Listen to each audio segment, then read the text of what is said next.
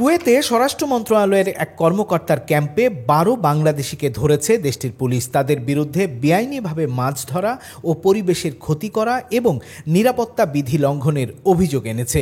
তারা একটি ক্যাম্পে অবস্থান করছিল, যা স্বরাষ্ট্র মন্ত্রণালয়ের এক কর্মকর্তার মালিকানাধীন। আরব টাইমস এই খবর দিয়েছে। খবরে বলা হয়েছে, অভিযুক্ত বাংলাদেশি নাগরিকরা শেখ সাবা আল আহমদ প্রাকৃতিক অভয়ারণ্যে প্রবেশের জন্য সংরক্ষিত মাছের জাল কেটে ফেলত। এছাড়াও তারা বাগি নামের একটি অফ রোড মোটরসাইকেল ব্যবহার করে অভয়ারণ্যের নিষিদ্ধ এলাকায় প্রবেশ করত এবং মাছ ও চিংড়ি ধরত।